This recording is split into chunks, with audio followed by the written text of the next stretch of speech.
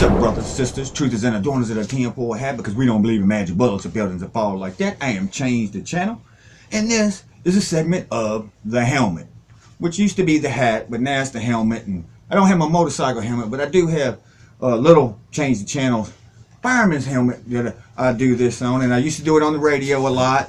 And well, I just decided to start doing it here on YouTube. Anyhow, what it is, if you don't know and not familiar with it, is I take a bunch of random topics, write them down on little pieces of paper like this, put them in the helmet, shaky, shaky, and then we'll reach in and grab it, and I'll talk about whatever topic's on there and let you know how I feel about it. So let's begin. Let's see what we got. The first one is divide and conquer. You see it right there, divide and conquer. That is the topic. Divide and conquer. Well, we all know this well. Divide and conquer. We see it everywhere. We're too busy hating on each other to pay attention what the elite turds are doing out there. You know, it's a very simple tactic. It's been around for thousands of years, and it's always worse. Always have you figured out the thousands of years that we would catch on to this ploy and plan to keep us hating each other. And it's so simple to do. I mean, you could even do it. Try it out yourself. Don't do it. Actually, don't do this. This is an example of what you could do. Like, you take your friends or your family, the people that you know well, at a group, in a group setting, and you could walk in and you could bring up a topic that you know is going to key differences amongst those group of people. And all you got to do, you can just, nonchalantly, bring up that topic, or say something that might key that topic word in each one of them's heads. I mean, you know the people, right? You've known them for a while. You could say you have studied them, and bring it up, and then that's all you have to do. Is nobody would blame you or anything like that. They would automatically take it over on themselves to start going at it little bit by little bit. I mean, and this is what happens in the mainstream media, with the elite turds and the politicians and all of this. They know exactly, and a lot of them are victims of the same thing, themselves. They're not doing it willingly. They're just trying to fight for their side, but it causes so much. I mean, we see it every single day. More and more divide. There's more and more hate. And it builds and it builds. And then while we're paying attention to those kinds of things, those elite turds sitting high up on the hill are sitting back laughing at our divide. Anyhow, these are going to be quick, so I'm just going to go through and, let's go on and move on to the next one. We all know about the divide and conquer very well. Thousands of years we battle, and we still fall victim to it. Anyhow, shaky, shaky, and pick a topic out of here. Let's see what we got. Ooh. Oklahoma City bombing. Now, this one's a crazy one, because I was just doing some research on Oklahoma City bombing for CDC 10. 10 things, about it that raises an eyebrow, makes you question and all of this. But one thing out of there, I mean, besides the ever present in any of these kinds of things that happen, events that happen, the John Doe #2, which we all know about, unless you're not. You haven't studied about it or read about it or researched about it, or was, even alive back during that day. I don't know how old all you people are out there, but the John Doe #2, big thing.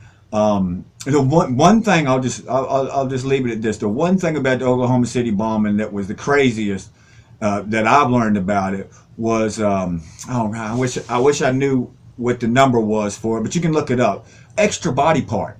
Now, they had matched all the body parts to everybody that was accounted for and killed that day, murdered that day. But they found one extra leg.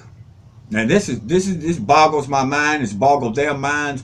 They don't understand it, and they were wondering if maybe possibly there was somebody else. Maybe that John Doe #2 got wrapped up in it. I mean, who knows?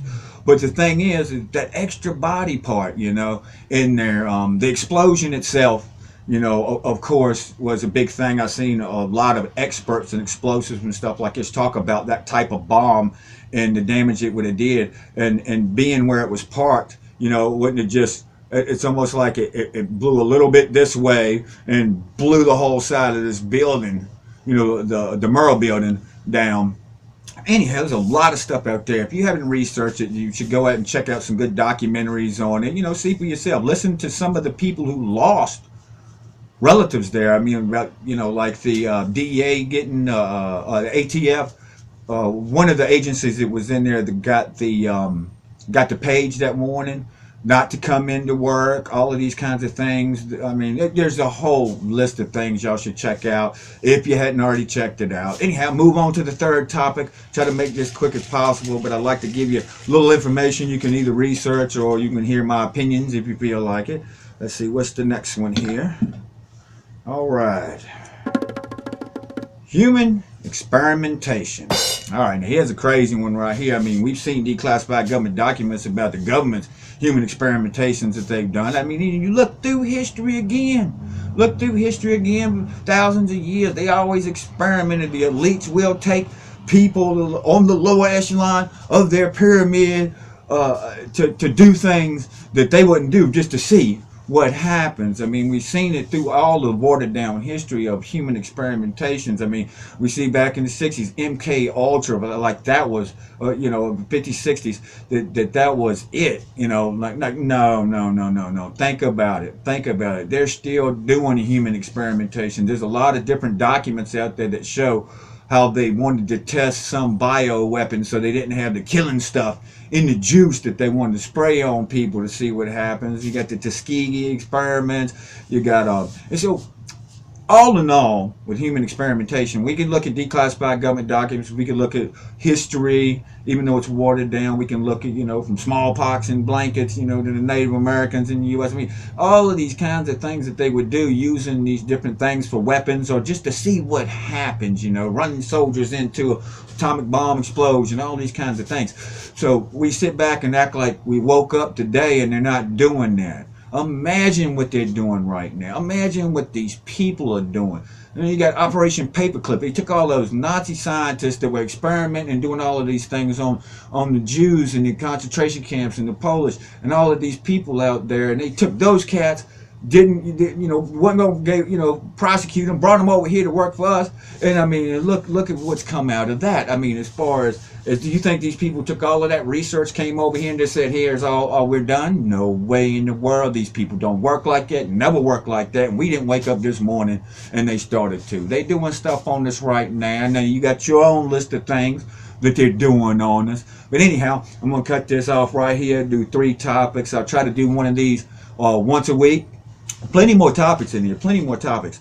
And don't forget tonight, if I get this video up, it's Freaky Friday over on TFRlive.com, True Frequency Radio. Getting to a lot of paranormal stuff out there, a lot of crazy stuff that we don't talk about generally during the week. Doing politics and all of these kinds of things that the group round table group that's there get to talk about generally for the most part of the week. But anyhow, I'm changing channel.